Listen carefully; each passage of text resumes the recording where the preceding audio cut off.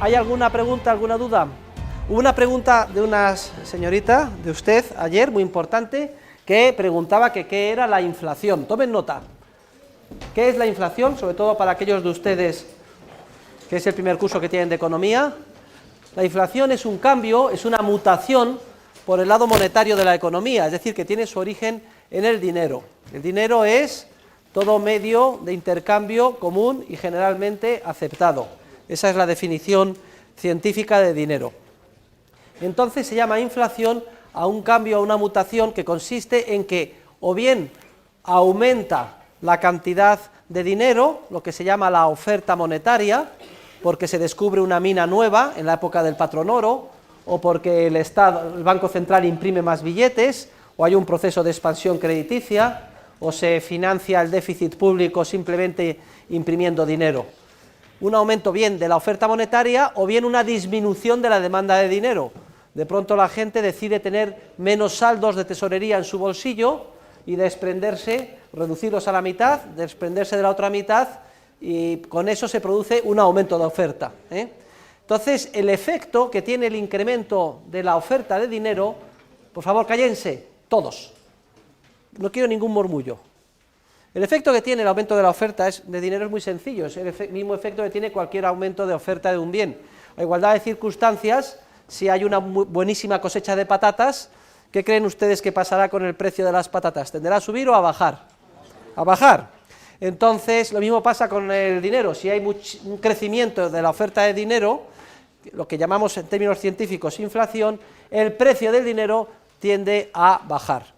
Y el precio del dinero es lo que se puede comprar con él, es lo que se llama su capacidad adquisitiva, poder adquisitivo. Y que el poder adquisitivo de la unidad monetaria baje significa que tenemos que pagar más unidades para adquirir los mismos bienes y servicios. En pocas palabras, que los precios en términos de unidades monetarias tienden a subir. Y a nivel popular es a este efecto de la inflación a lo que se suele llamar inflación. Todo el mundo inflación piensa crecimiento de los precios. En realidad no es que los precios suban, es que el poder adquisitivo de la unidad monetaria se reduce porque hay un aumento de la oferta de dinero. Y al contrario pasa con la deflación. Si quieren ustedes, la deflación es toda disminución de la cantidad de dinero en circulación o aumento de la demanda de dinero que tiende a igualdad de circunstancias a hacer que los precios en vez de subir bajen. Es decir, si hay menos dinero, el precio del dinero sube, la capacidad adquisitiva del dinero sube. Y por tanto, con menos unidades podemos comprar las mismas cosas. Lo que notamos en el caso de deflación es una bajada de los precios en unidades monetarias. No es que los precios bajen, es que el poder adquisitivo de la unidad monetaria crece, por decirlo de alguna manera. Muy bien, pues hoy vamos a dar un salto, ustedes sigan con las lecturas según lo establecido en el programa. No se preocupen porque no entiendan, está todo previsto. Hagan su esfuerzo y vayan leyendo y subrayando y comentando al margen. No se retrasen, aprovechen los fines de semana para ponerse al día. Hoy vamos a dar un salto y vamos a pasar al tema 29, que corresponde al capítulo 4 del libro. Aquí se inicia el meollo de la teoría económica, del estudio de teoría económica sobre los ciclos, y les recuerdo que en paralelo tienen ustedes que ir poniéndose al día en las de la parte primera del curso. Ya han hecho la de la función empresarial, y estarán haciendo la de la utilidad marginal, división del trabajo, asociación, ley de asociación de Ricardo y teoría de los precios. Haré unos pequeños comentarios la semana que viene, pero en su momento lo comentaremos con más detalle en próximas semanas. Hoy vamos a explicar en términos de economía y en términos contables el proceso de creación de medios de pago a que ha dado lugar el ejercicio de la banca con reserva fraccionaria. Para esto es preciso unos, siquiera mínimos, conocimientos de contabilidad. Y yo sé que los alumnos del grado de Dirección y Administración de Empresas, que están aquí presentes, me parece que no han dado contabilidad. Es algo penoso que no den contabilidad estando en Dirección y Administración de Empresas desde el primer semestre. Pero bueno, no importa porque los asientos que vamos a ver son absolutamente elementales.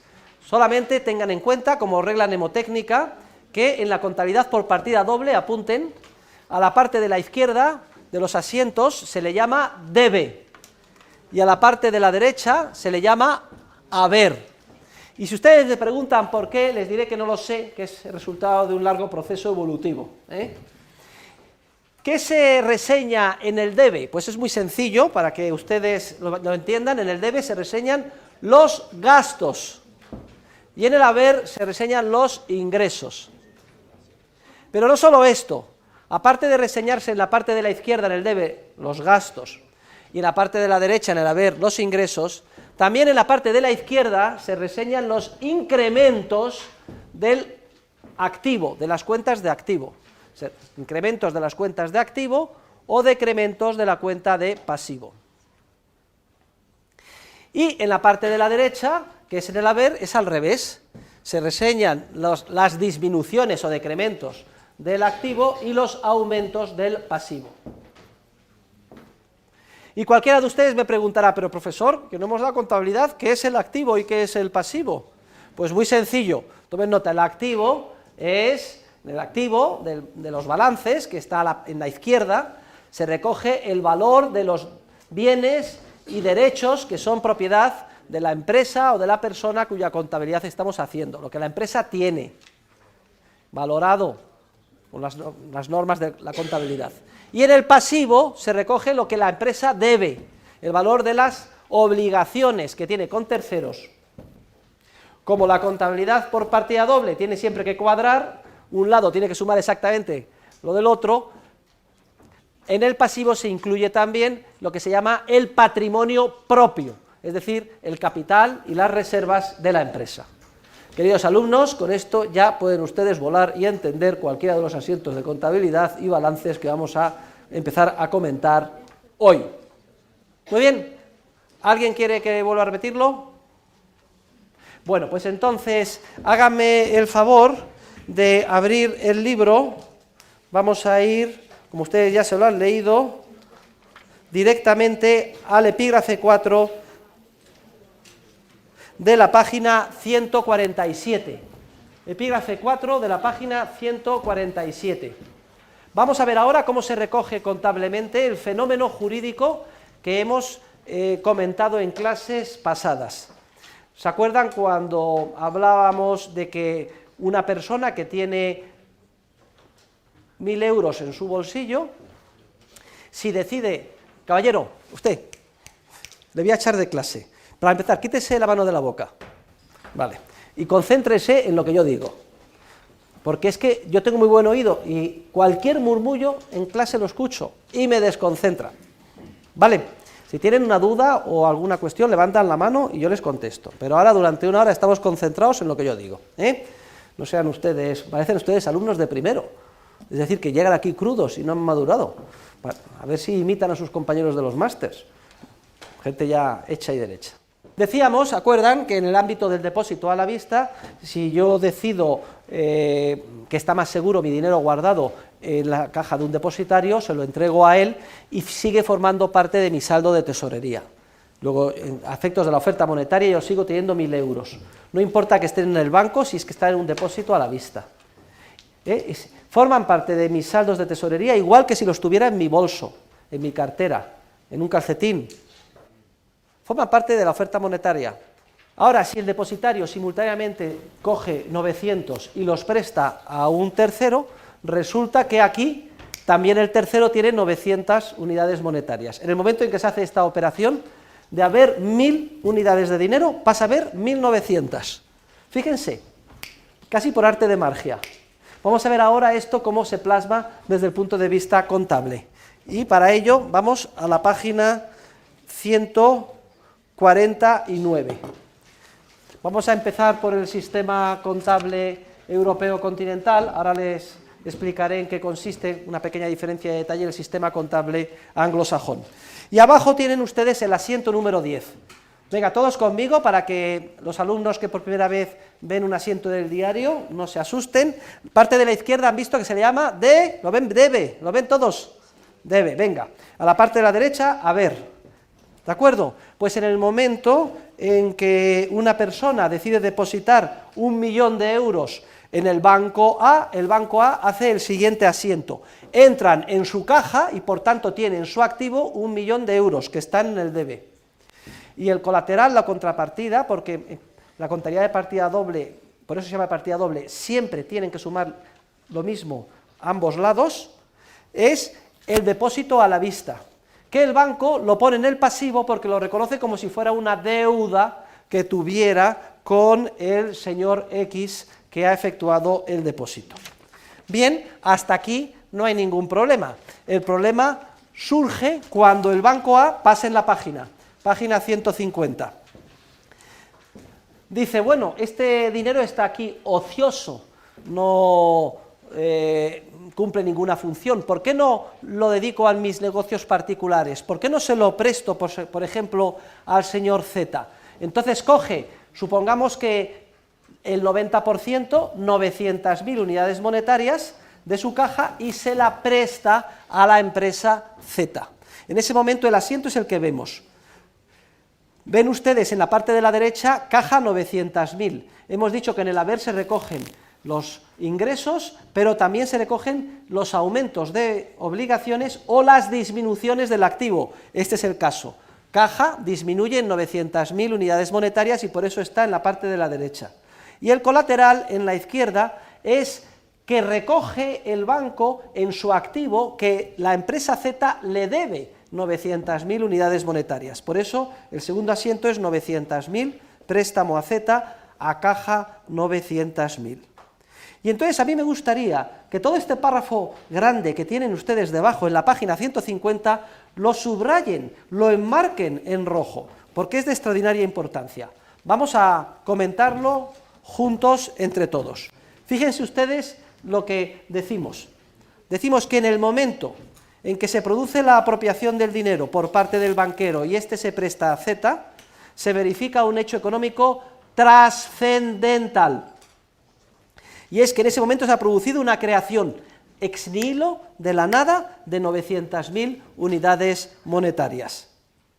Recuerden que el motivo esencial por el que la persona X originariamente realizó el depósito a la vista por 1 millón de unidades monetarias era el de guarda o custodia, es decir, que estamos ante un verdadero depósito a la vista, cuya causa es la guarda o custodia, y que por tanto desde el punto de vista subjetivo de X, esta persona considera con toda razón que tiene en sus saldos de tesorería 1 millón de unidades monetarias. Bien es cierto que no en su bolsillo, sino en el banco, porque tiene una disponibilidad inmediata, puede recurrir al banco en cualquier momento a retirar su dinero. Luego, esa persona, repito, conserva el millón de unidades monetarias de tesorería o de dinero que tenía antes como si estuvieran en su poder, puesto que de acuerdo con el contrato realizado, que es un depósito a la vista, goza de una absoluta disponibilidad de esas unidades monetarias. Luego, no hay ninguna duda que desde el punto de vista económico, el millón de unidades monetarias depositado por el señor X en el banco forma parte de los saldos de tesorería de X y de la oferta monetaria.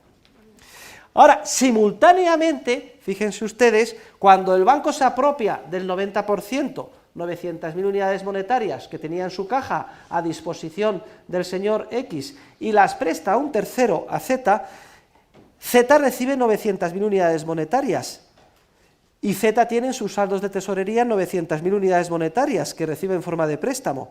Entonces se genera de la nada una nueva capacidad de compra que se traslada a favor de Z, que obtiene el préstamo y recibe esas 900.000 unidades monetarias.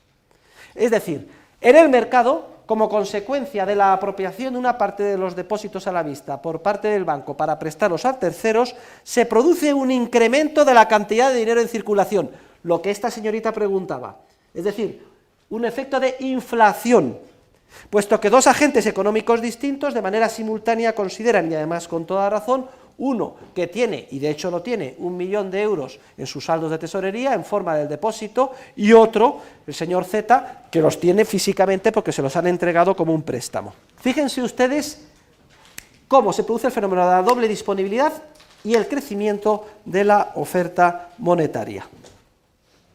El banco después de haber hecho esta operación, solo conserva en su caja 100.000 unidades monetarias. Es lo que se llama el coeficiente de caja. En este caso hemos supuesto que es el 10%. Él dice, yo con un 10% del dinero que se me ha depositado considero que tengo suficiente para hacer frente a las retiradas normales, que en circunstancias normales se efectúen. Se llama coeficiente de caja. Pues bien, a la parte de los depósitos que no está respaldada por dinero en efectivo en el banco, se le llama medio fiduciario. Luego, fíjense, el banco tiene como depósito y debe 1 millón de unidades monetarias, y sin embargo en sus cajas solo hay 100.000. Quiere decir que ha creado de la nada 900.000 unidades de medios fiduciarios. Repito, medio fiduciario es aquella parte de los depósitos que no está respaldada por el coeficiente de caja. Hay otra terminología interesante que es la de los depósitos primarios y depósitos secundarios, que está en la página 152. Aquella parte de los depósitos que está respaldada por la reserva de caja, lo que hemos llamado medio fiduciario, también se le llama, lo que es dinero efectivo que está en el banco, a eso se le llama depósito primario. Y aquella parte de los depósitos que no está respaldada por la caja en el banco, lo que acabamos de calificar de medio fiduciario, también se le llama depósitos secundarios o depósitos derivados. Luego, fíjense, en el primer momento, cuando se deposita 1 millón y en caja hay 1 millón, no hay medios fiduciarios, todo el depósito está respaldado por caja, no hay ningún problema.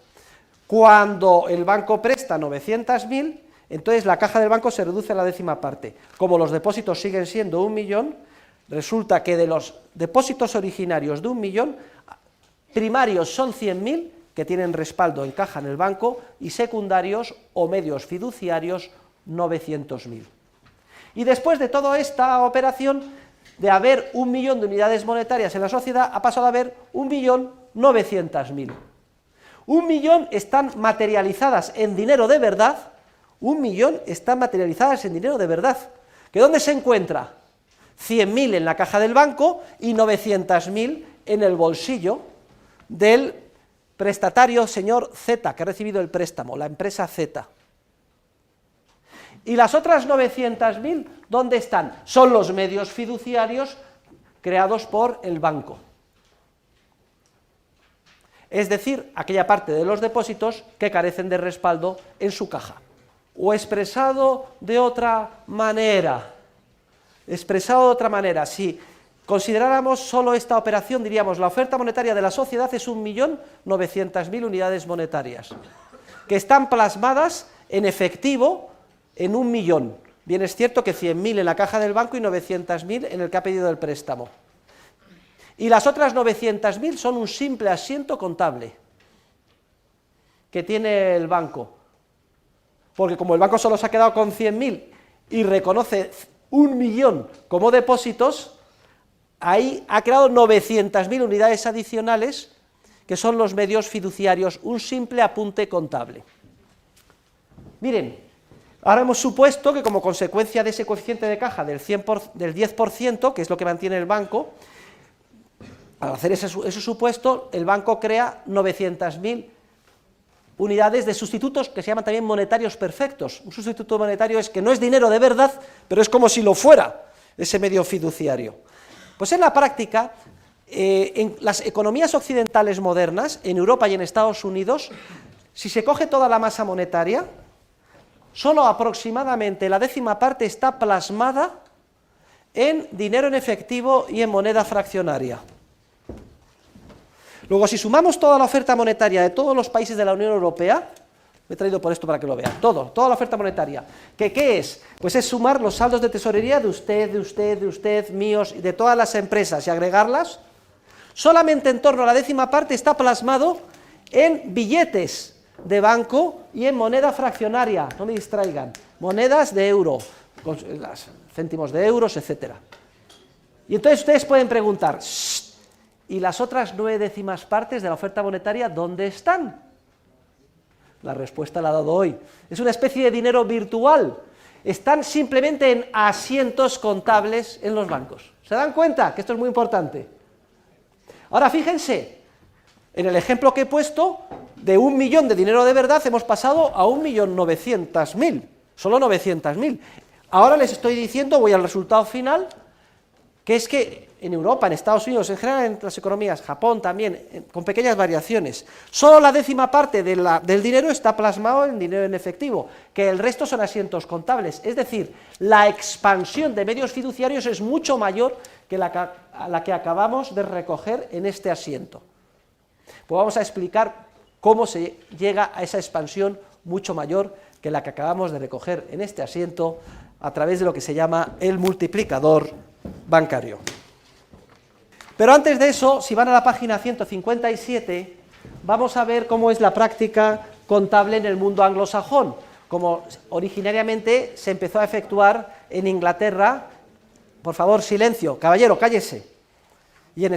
Por favor, no quiero llamarles más la atención, que se callen, que no tienen que hacer nada más que estar concentrados en lo que yo digo y mirarme a mí. Cualquier gana impetuosa de comentar algo, muérdanse la lengua hasta que les sangre. ¿De acuerdo? Venga, señorita, no distraiga al caballero. Vamos a ver cómo la práctica anglosajona es más transparente desde el punto de vista contable de este fenómeno de creación monetaria, porque la transparencia es absoluta. Miren cómo se contabiliza en Inglaterra y en Estados Unidos, cómo se sigue contabilizando, y por cierto, que la práctica anglosajona es la que se ha generalizado y se utiliza ahora en todo el mundo.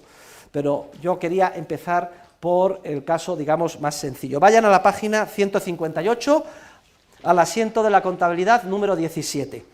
Este es idéntico al anterior, ¿eh? El señor X deposita su 1 millón de unidades monetarias y ven ustedes que entra en caja del banco, por tanto, 1 millón caja, a depósitos a la vista 1 millón. Pero ¿saben ustedes lo que hace el banco? Apropiarse del 90% y prestarlo a Z, igual que antes.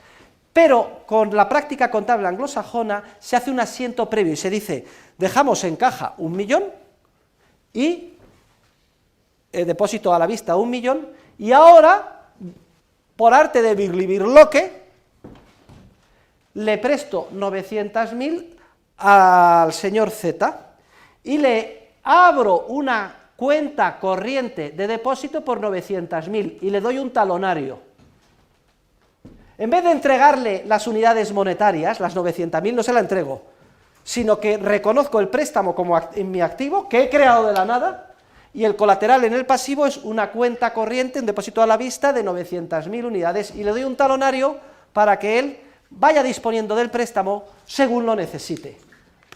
Entonces, como consecuencia de eso, si van a la página 159, miren cómo queda el balance de situación del banco.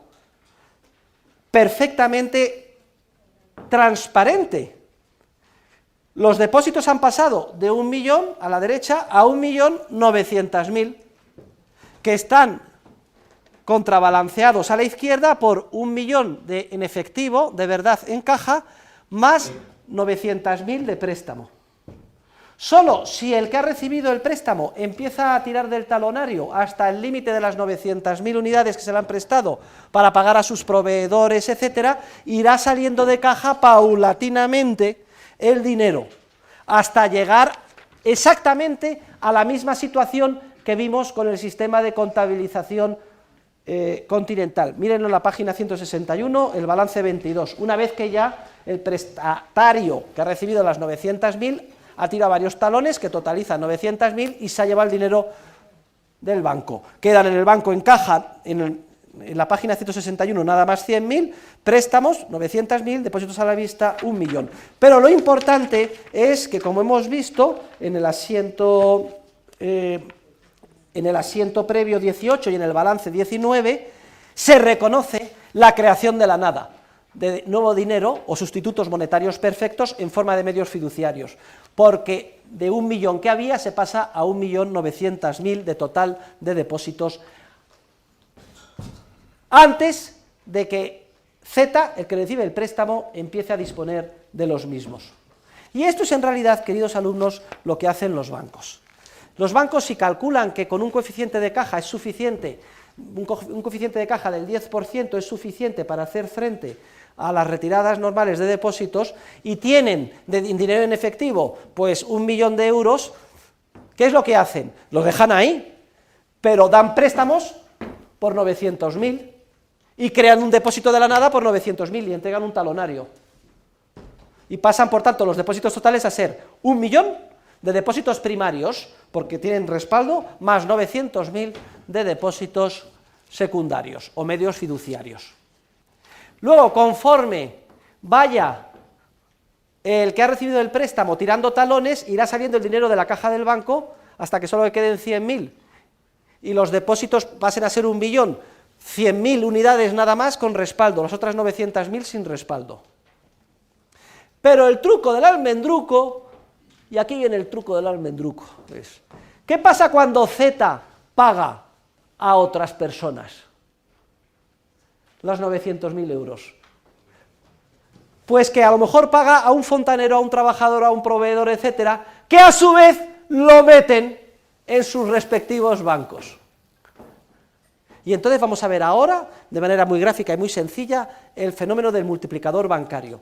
Para esto vamos a empezar suponiendo el caso de un banco único monopolista, que existiera un único banco, del que todos fuéramos clientes. Y luego vamos a suponer el caso de un sistema bancario con muchos bancos pequeños. Voy a dejar el caso del banco intermedio, en el que hay un porcentaje de K, que se llama en el libro de texto, que he escrito yo, que es el porcentaje de aquellas personas que reciben el dinero, que a su vez son clientes del banco originario. Esto hace que la fórmula del multiplicador sea un poco más compleja, pero yo voy a ir directamente a la explicación sencilla. Mira, si pasan a la página 165 y 164, aquí tienen el cálculo del multiplicador. Cuando vean ustedes en la página 164, D y D1, que es los depósitos originarios, X, la expansión crediticia, C es el encaje o coeficiente de caja, estamos suponiendo en estos ejemplos que es el 10%, y K es la proporción de los préstamos concedidos que en cada momento y por término medio no disponen los prestatarios. A lo mejor resulta que no pagan todo, nada más que hasta el 80% de 900.000, o bien que aunque paguen todo, un 20% de las personas que reciben el dinero lo vuelven a depositar en el mismo banco, porque son clientes del banco. Entonces, la expansión crediticia que se da lugar es la fórmula que está en la página 165 abajo, que ven ustedes que es un poco complicada, pero que da lugar a un resultado superior al de 900.000 unidades.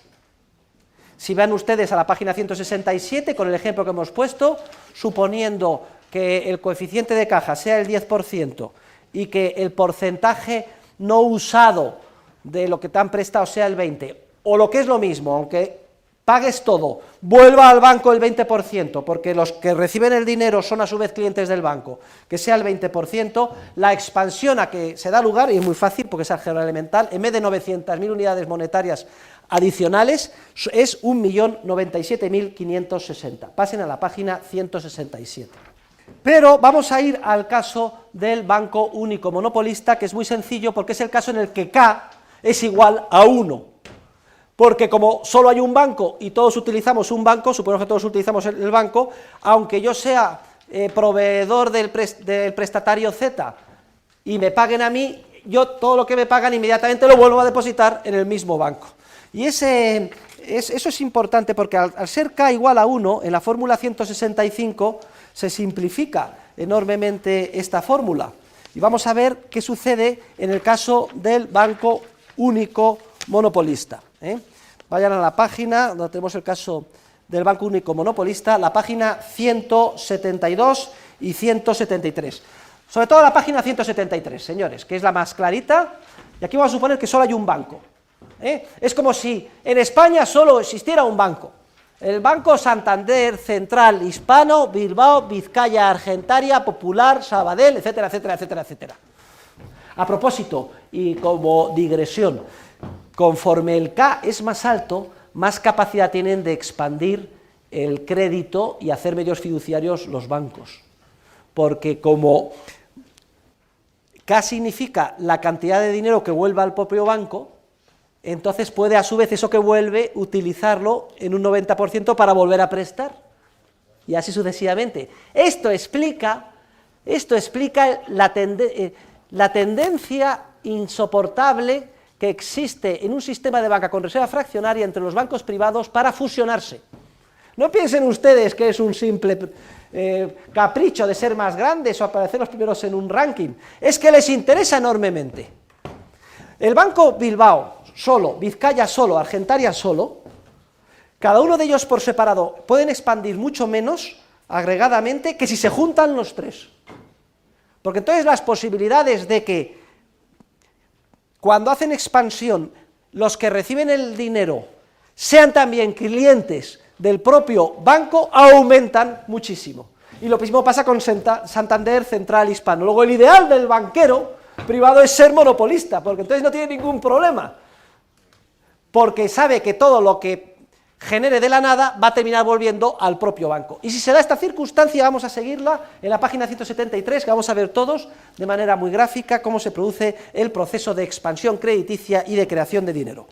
Miren, hemos puesto, ven ustedes a la izquierda, los diferentes momentos, T1, T2, T3, T4, y así sucesivamente hacia abajo. Lo ven a la izquierda, ¿no? T1, T2, T3, y así todo el mundo lo ve, para ver, de acuerdo. Pues vamos a ver, momento T1, no hay ningún problema. Yo vengo con mi 1.000.000 de euros y lo deposito en el banco A, y el banco A hace el asiento que ya hemos visto, lo mete en su caja, 1.000.000 caja, A, depósitos a la vista, 1.000.000. En el momento T2, ¿qué hace el banco? Ya no vamos a hacer más disquisiciones, llevamos 3 capítulos viéndolo. Cae en la tentación, o bien legalmente porque ha obtenido ya el privilegio, coge 900.000 y lo presta.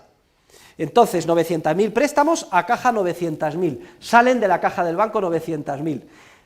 Y Z paga a X personas las 900.000 euros. Pero como solo hay un banco, el A, monopolista, todos los que reciben las 900.000 lo vuelven a depositar en el banco A, y eso es lo que pasa en el momento T3. Vean en el momento T3, vuelven las 900.000 a caja y depósitos a la vista recibidos de A 900.000. El banco dice, ¿qué voy a hacer yo con 900.000? Me voy a apropiar del 90% de 900.000, dejando un 10%, 90.000 en caja, y voy a prestar el resto, 810.000. Ahí tiene el asiento, 810.000, préstamo a otra empresa V que salen de caja las 810.000 cuando se efectúan los correspondientes pagos. Pero como solo hay un banco, todos los que reciben de V 810.000 unidades en forma de pagos, ¿qué es lo que hacen? Lo vuelven a depositar en el banco A, y ese es el momento T5. Vuelven a entrar en caja, 810.000 en caja, depósitos a la vista, 810.000. ¿Y para qué van a estar ociosos 810.000? Dice el banquero. Me voy a apropiar del 90%, 729.000, lo presto, salen de caja, y cuando reciben las 729.000 los proveedores de la empresa ahí, lo vuelven a depositar en el banco, y así sucesivamente. ¿Y saben ustedes lo que pasa como consecuencia de todo esto? Que los depósitos que tiene el banco monopolista son 1.000.000 originariamente, más 810.000 en la segunda vuelta, más 720.000, 29.000 en la tercera, y así sucesivamente. Tienen ustedes abajo la fórmula 8, que es la suma de los términos de una serie que crece en progresión geométrica con razón exactamente igual a 1 menos el coeficiente de caja. Y se puede demostrar clarísimamente que el resultado es que si el Banco Único Monopolista mantiene un coeficiente de caja del 10%, el coeficiente de caja es el 0,10%, puede multiplicar la oferta monetaria por 10 veces. Esta es la fórmula más sencilla y universal del multiplicador bancario. Los depósitos partidos por el coeficiente de caja. En nuestro ejemplo, 1.000.000 de euros o de unidades monetarias partido por 0,10 y por tanto 10 millones. Y esa es la fórmula 14 de la página 174 que les ruego a todos ustedes que pongan en un gran recuerdo. Y esta es la fórmula más simplificada del multiplicador bancario, que ya fue intuida por un economista inglés, Alfred Marshall, en 1887. Ahora bien, no hace falta, esto lo hemos hecho para visualizar claramente el mecanismo, pero no hace falta que haya un solo banco, un banco único monopolista. Vamos a suponer que hay muchos bancos y que son bancos todos ellos relativamente pequeños. Vamos a la página 181. Vamos a ver cómo funciona el proceso, que es paralelo, es muy similar y como resultado es el mismo. Página 181. La generación de créditos en un sistema bancario de bancos pequeños. Si los bancos son muy pequeños, la probabilidad de que vuelva el dinero al banco pequeñito es nula, es decir, K0. Cuando haga el préstamo y el caballero que recibe el préstamo, la empresa que lo recibe, pague a sus proveedores, ninguno de esos proveedores, ninguno, va a coincidir que sea cliente del banco y por tanto no va a depositar en el banco originario. ¿Significa esto que se bloquea el proceso de expansión crediticia? No, vamos a ver que es idéntico. Lo que pasa es que a través de diferentes bancos. Vamos a verlo en la página 183. Aquí en vez de un solo banco A, va a haber un banco A, un banco B, un banco C, un banco D, y así sucesivamente. Y lo que vamos a hacer es agregar los balances de todos esos bancos. Banco A, señores, banco A, el caso que ya hemos visto. Llego yo con mi 1.000.000 de unidades monetarias, la deposito, no hay ningún problema. 1.000.000 a caja, y luego el banco A presta 900.000, se queda solo con 100.000, préstamo a Z 900.000, depósitos a la vista 1.000.000. Es el balance número 45 de la página 183. ¿Están todos ustedes ahí? Muy bien. Pues el señor Z, que recibe los 900.000, paga a sus proveedores, vamos a suponer que es uno solo, por simplificar, en realidad es por fracciones, una parte va al banco C, al D, al E, pero yo lo simplifico, es uno solo, que lo deposita todo en su banco, que es el banco B, no el banco A. ¿Ven ustedes banco B? Recibe de depósitos 900.000, deja en caja el 90%, 90.000, y el resto lo presta. Y por eso queda el balance número 47, el que hay al pie de la página 183. En el banco B, distinto del A, quedan caja 90.000, préstamos a V 810, depósitos a la vista 900. Y los señores que reciben las 810.000 unidades de V, o el señor que las recibe de V, las deposita en su banco, que es el banco C, página siguiente. Y el banco C recibe 810.000 unidades monetarias, se queda con 81.000, el 10%, y presta 729, que es el balance 49.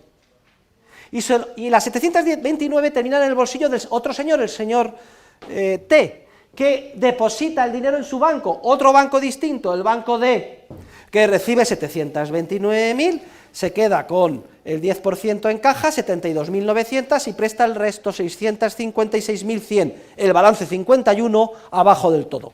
Y así sucesivamente. Pues bien, puede demostrarse que si sumamos los depósitos del banco A, van los que son 1.000.000, van los depósitos del banco B, 900.000, van los del C, 810.000, van los del D, 729.000, y así sucesivamente. Es la misma suma de los términos de una progresión geométrica que tiene como razón 1 menos C, y que el multiplicador es exactamente el que se establece en la fórmula 27. ¿Ven la fórmula 27? Pongan todos un recuadro, al final, ¿qué es? D menos C.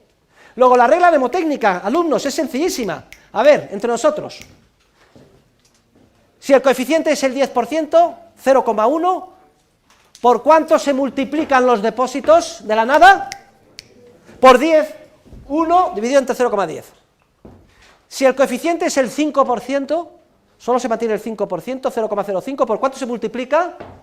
Por 20.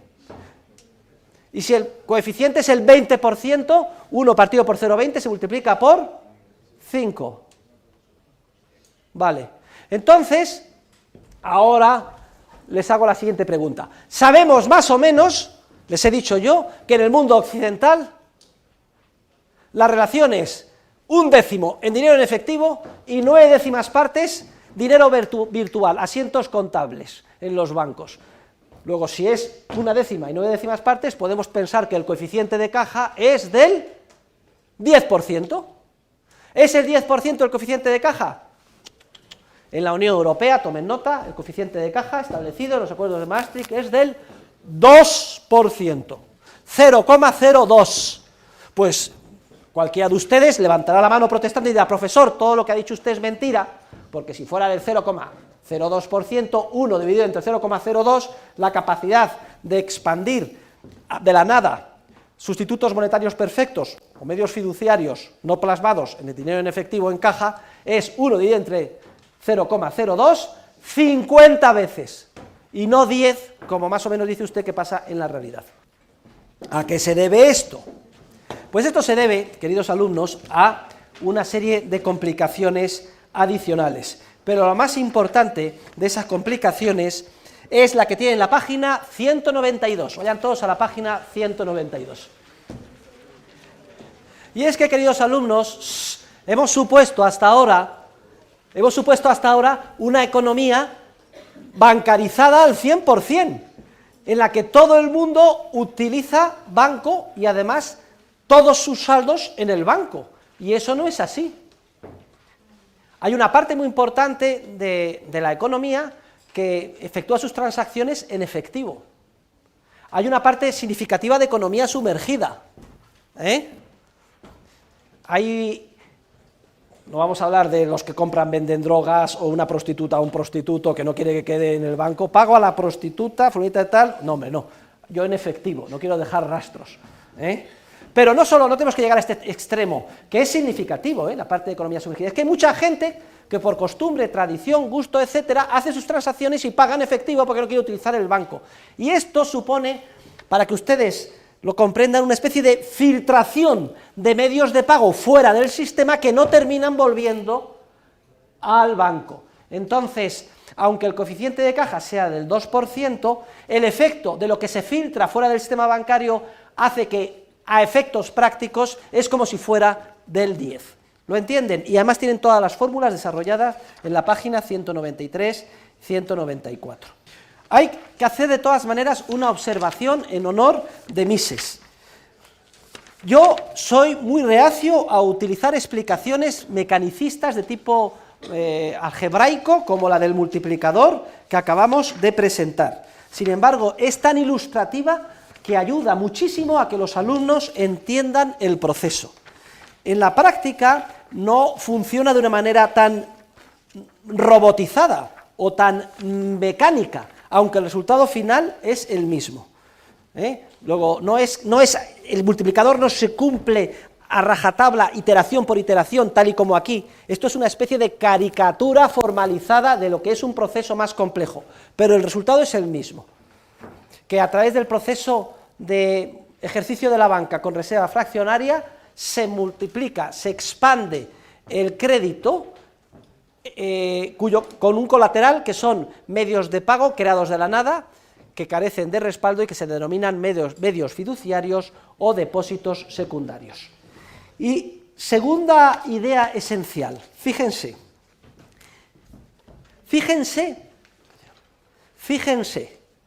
en el contrato de préstamo, cuando de verdad hay un préstamo, alguien se aprieta el cinturón, se sacrifica, pierde la disponibilidad de su dinero inmediato y se lo da a un tercero. A esto se le llama ahorro. El ahorro consiste en no consumir o posponer el consumo a un futuro más lejano la totalidad de lo que se ingresa. Y entonces yo renuncio a tener esas disponibilidades ahora y a consumirlas ahora y las pospongo para un futuro más lejano. ¿Cómo? Las presto a un tercero, pierdo la disponibilidad sobre ellas y dentro de un año, en un futuro más lejano, me las devuelve con interés. Ese es el préstamo. En el préstamo no hay creación monetaria alguna, porque lo que recibe uno de unidades monetarias lo pierde íntegramente, previamente, el que ahorra. No hay creación, en el préstamo no hay creación, para nada de dinero. Y hay disciplina y sacrificio previo. Mientras que en el depósito con reserva fraccionaria, fíjense, se están dando préstamos y a un importe muy grande, hemos visto que es 10 veces lo originariamente depositado, sin que nadie antes previamente se haya visto obligado a ahorrar, a sacrificar su consumo inmediato, a disciplinar su acción, posponiendo para un futuro más lejano la consecución de sus fines. Fíjense, no solo hemos explicado cómo se crea dinero de la nada en forma de asientos contables, sino que se prestan sin que nadie haya tenido que ahorrarlo. Si los bancos se gastaran el dinero que crean de la nada en coches de lujo, edificios extraordinarios, mujeres de mala vida, etcétera, cosa que por lo menos las dos primeras las hacen, el proceso sería relativamente inocuo, porque solo afectaría a los precios de aquellas cosas que compraran los banqueros, los edificios, los coches de lujo, etcétera. Pero el asunto es que es mucho más dañino el proceso, porque lo que hacen es prestar a los empresarios para que inicien proyectos de inversión como si el ahorro de la sociedad hubiera aumentado, cuando de hecho tal cosa no ha sucedido. Y esto vamos a ver cómo ha dado lugar durante un periodo de tiempo muy prolongado a una continua y creciente descoordinación entre el comportamiento de los empresarios que se lanzan a invertir con los nuevos préstamos que se les han concedido por la banca sin respaldo de ahorro real, y los consumidores que nadie ha decidido ahorrar nada, sino que siguen consumiendo igual o más que antes.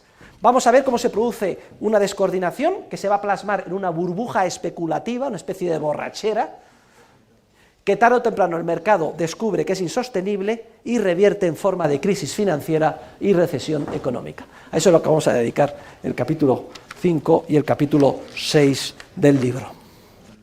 Solamente dos observaciones finales para terminar este tema. Por favor, cállense. Dos observaciones finales para terminar este tema, y vamos a ver también en el programa qué epígrafes les voy a preguntar. Las observaciones finales están una en la página 196. La identidad entre la creación de depósitos y la emisión de billetes de banco sin respaldo. Miren, a ver los de atrás que me están distrayendo. Todo el mundo concentrado en lo que yo diga. El negocio tradicional de la banca, que además, por su carácter sutil, pasaba desapercibido a la mayor parte de los ciudadanos, de hecho los economistas no lo han entendido hasta prácticamente ayer, hace un siglo, consistía en la creación de la nada de depósitos sin respaldo, el proceso que acabamos de explicar. Y eso es lo que dio lugar a las expansiones en la antigua Grecia, la crisis de Mitrídates, en Roma, con el que luego fue Papa y Santo Calixto, o las crisis en Florencia en el siglo XIV, o la que asolaba a todos los banqueros de Sevilla y también de las ciudades, resto de las ciudades mediterráneas en el siglo XVI, y así sucesivamente. Ahora, en el siglo XVII los banqueros descubren un negociete nuevo, que es idéntico a este y paralelo, que consiste en que cuando se les depositaba dinero, entonces era oro, entregaban un certificado de depósito, un recibo. He recibido, fulanito de tal, un certificado de depósito, tantos gramos de oro. Pues descubren, a partir de primeros del siglo XVII, un negociete nuevo: emitir más certificados que el oro depositado. Concretamente lo empieza a hacer, por ejemplo, el Banco de Estocolmo, a partir de su creación en el año 1609.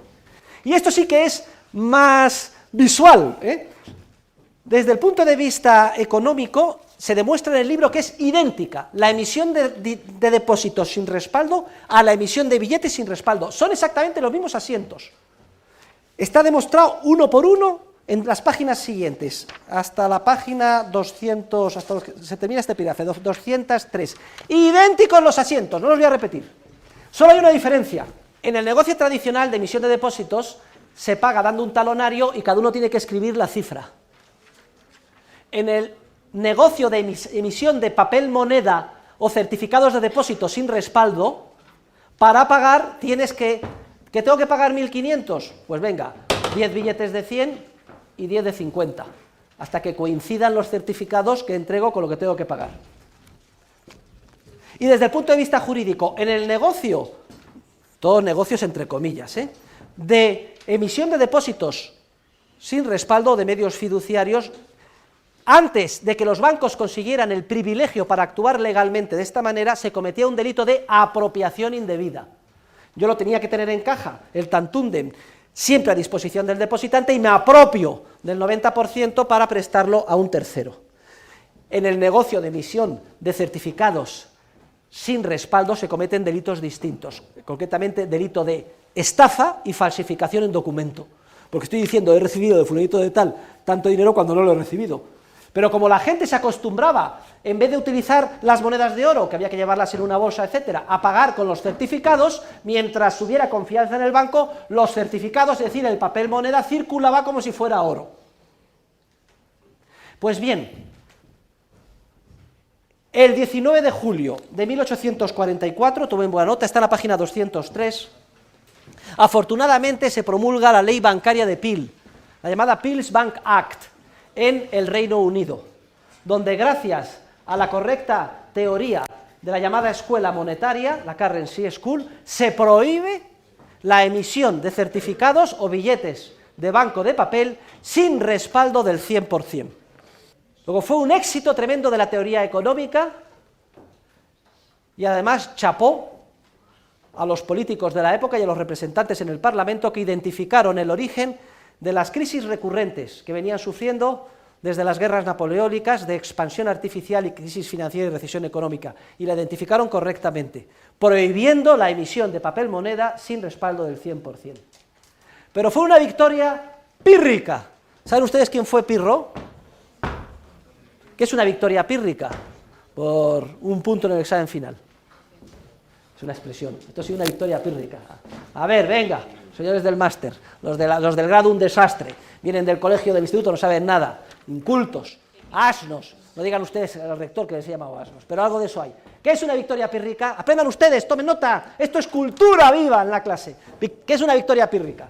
Exacto. A ver, nuestro especialista en historia llega a Pirro, en la bota italiana, y gana, pero resulta que tuvo tal coste y perdió tantos soldados que al final, pues, pensándolo bien, oye, como si hubiera perdido, porque a efectos prácticos, esta victoria me sabe a derrota. Pues fue una victoria pírrica la ley de Peel, señores, porque se les olvidó exigir también el 100% para la emisión de depósitos.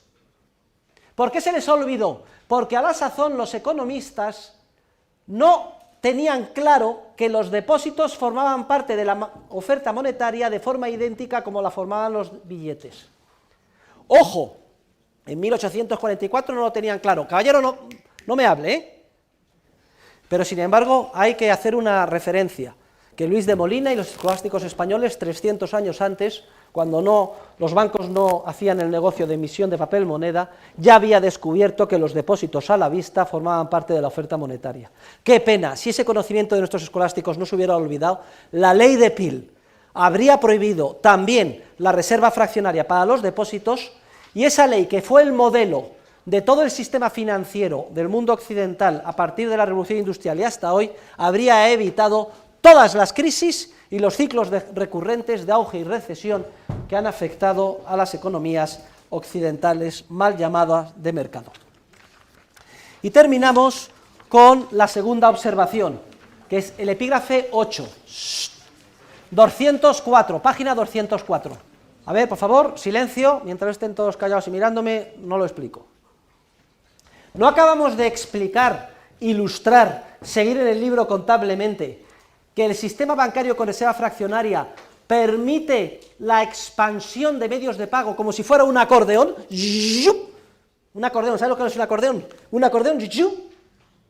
Pues miren, con la misma facilidad que se expande, si se da una serie de condiciones, se contrae. Y ese es el proceso de expansión crediticia. Esa contracción se verifica, vamos a verlo juntos en la página 204, cuando se dan uno, varios o una conjunción de todos estos fenómenos. A.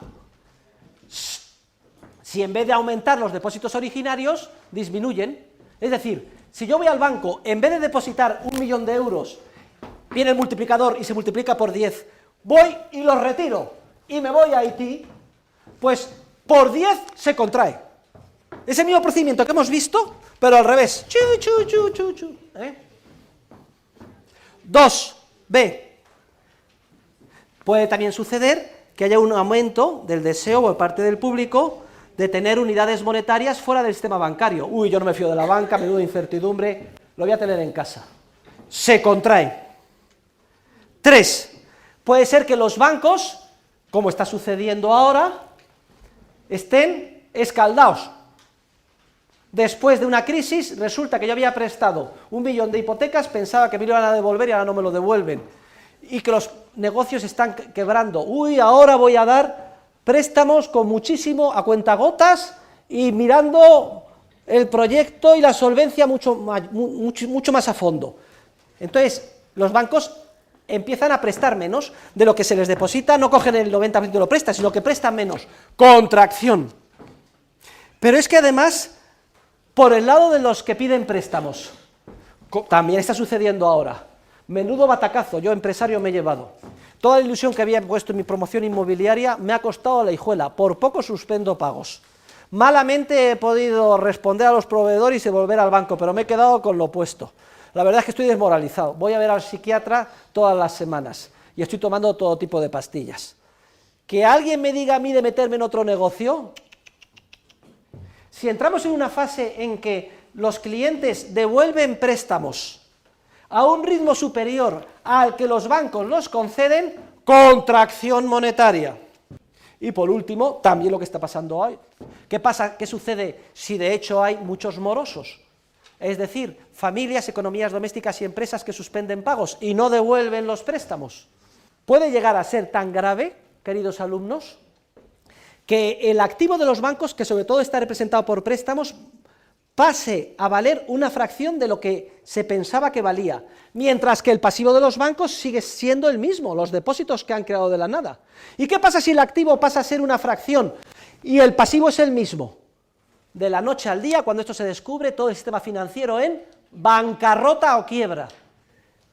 Y eso es terrible, porque en el momento en que la gente se da cuenta de eso, va masivamente a pedir su dinero a los bancos, no está ahí Mary Poppins, desaparece el sistema monetario y tenemos que volver poco menos que a la época de las cavernas, a reiniciar desde sus orígenes el proceso evolutivo de surgimiento del dinero. Esto paraliza toda una economía de mercado y es trágico. Precisamente para evitar esa situación es por lo que se ha hecho a la desesperada el salvamento de los bancos privados, el bail-out, un programa que comenzó en Estados Unidos con 700.000 millones de dólares para comprar activos tóxicos. Activos tóxicos es un eufemismo, quiere decir activos sin valor de la banca, esos préstamos que no valían nada, hipotecas subprime, etcétera. O simplemente dar préstamos a los bancos, entrar en su capital, nacionalizarlos, no hable, caballero, o directamente avalar o garantizar los depósitos. Mire, usted aunque quiebre todo lo que tiene el pasivo, yo, Banco Central o papá Estado, lo garantizo, porque es que si no desaparece el sistema monetario. Fíjense ustedes cómo acabamos de demostrar hoy, con este capítulo 4, que el sistema bancario con reserva fraccionaria es un sistema esencialmente inestable, que con la misma facilidad que expande y genera una burbuja y una borrachera económica, cuando el mercado descubre los errores cometidos y se pone a sanearlos, se contrae y tiene, por tanto, efectos inversos, deflacionarios, no inflacionarios, y pone en crisis y en posibilidad de quiebra todo el sistema financiero. Y esto que les estoy explicando es una realidad, porque es la que hemos experimentado en el año 2008 y en parte del 2009. Frente a este sistema tan inestable y absurdo que tiene su origen en un accidente histórico. Tomen nota, el sistema actual, tomen nota, tiene su origen en un accidente histórico. Pequeñas causas producen grandes efectos, que es que en la ley de Peel de 1844 no se prohibió también la reserva fraccionaria para los depósitos. Si se hubiera prohibido, si se hubiera exigido el coeficiente de caja del 100%, no solo para los billetes, sino también para los depósitos, el mundo habría sido muy distinto y mucho mejor del que hemos tenido. Nuestro sistema monetario, en vez de ser un sistema monetario tipo acordeón, que con la misma facilidad que se expande, se contrae en las crisis y recesiones, habría sido un sistema monetario relativamente rígido, tipo patrón oro puro, con coeficiente de caja del 100%, que solo habría sido capaz de aumentar lo que aumentan tradicionalmente las existencias de oro, en torno al 1 o 2% al año. Habría impedido la concesión sistemática, regularmente, cada 7-10 años, de créditos de forma masiva sin respaldo de ahorro real. Y por tanto, las malas inversiones generalizadas y en última instancia las graves crisis financieras y las recesiones económicas. Pero queridos alumnos, la tentación inflacionista es tremenda, es peor que la de la droga. En la etapa de la alegría todo el mundo está contento con la inflación.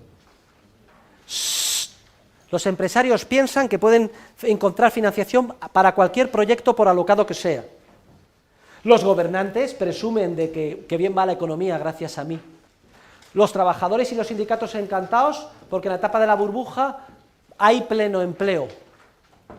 Los ingresos públicos no dejan de aumentar, lo que permite financiar cualquier gasto. Es peligrosísima. No nos debe de extrañar que la inflación sea la tentación más peligrosa para la civilización moderna y que el gran cómplice de todo el proceso sea el sistema bancario con reserva fraccionaria. Muchas gracias, que pasen un buen fin de semana.